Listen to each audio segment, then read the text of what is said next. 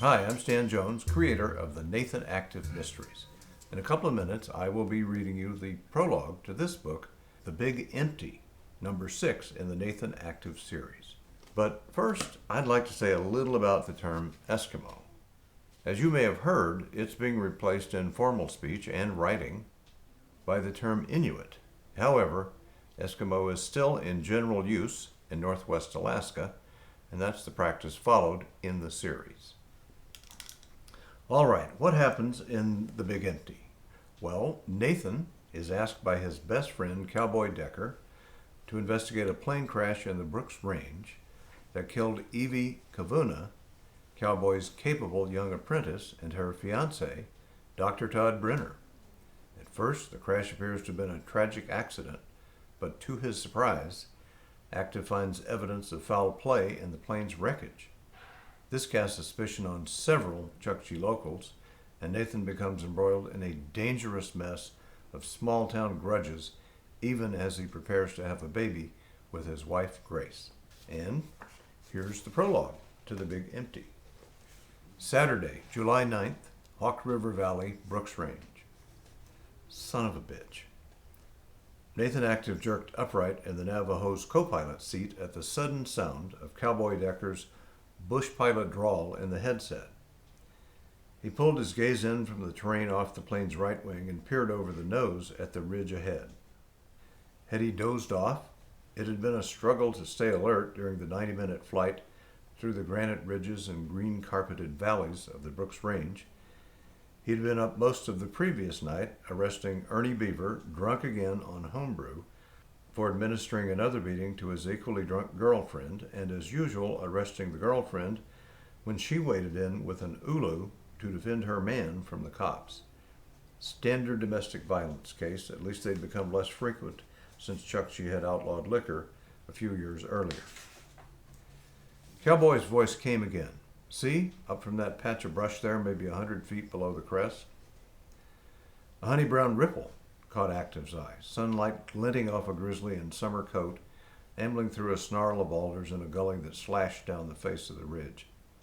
And just above that, Cessna 207 parts splattered across the hillside like bugs on a windshield. Cowboy swung the Navajo parallel to the ridge, and Active studied the crash site as it flashed past. The impact had separated the tail and wings from the fuselage, which was crumpled but looked to be still attached to the engine.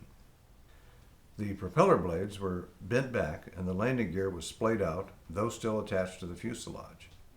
So were both doors of the cockpit, though the windshield was gone. Active was glad he couldn't see inside. Son of a bitch, Cowboy said again. Any doubt it's them? Cowboy dropped the flaps, backed off the throttles, and slowed the Navajo to its minimum safe airspeed, then rolled into a wide, easy arc over the sun-splashed valley below the ridge for another pass.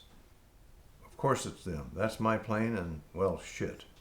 That's Evie's hat. You see there, that little speck of orange? She never climbed into an airplane without it. Active squinted and finally picked up the tiny patch of color a few yards from the fuselage. Maybe it was a hat, maybe not. Sorry, buddy. Her lucky hat, she called it. The pilot's shoulders were shaking. Those kids, Active let the silence run on as Cowboy made another circle.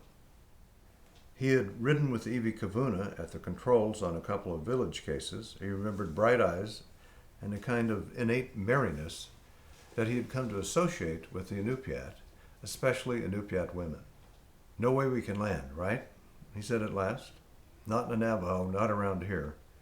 Search and rescue will have to bring in a helicopter to get him out. It was what Active had expected.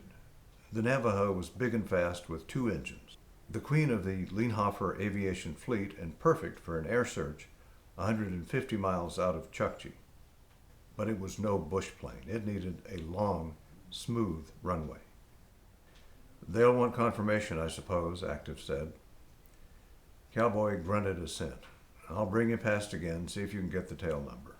Active pulled his Nikon from the case between his knees. I'll get some pictures, too. They made the pass. Active got his pictures and noted the Cessna's registration number. Then Cowboy pushed the throttles forward and hauled back on the yoke. The engines roared, the Navajo's nose pointed up at the cloud-flecked sky, and Cowboy got on the radio to report their find. Catastrophic damage, Active heard him tell the FAA back in Chukchi, not survivable. You need to check the pictures? Active asked when they were level and the engines had slowed to the steady thrum of cruise power. No thanks, Cowboy said. I never want to see that again. After a long time, he spoke once more. I don't think I ever saw her without that hat. She said she wouldn't take it off even for a kiss from a hot guy. She told me she knew Todd was the one when it flew off by itself the first time she saw him. Active could think of no words to ease the pain, so he didn't speak. They were both so young, Cowboy muttered as the remains of 2-5 Mike vanished behind them. And that's the prologue to The Big Empty. I hope it's captured your interest.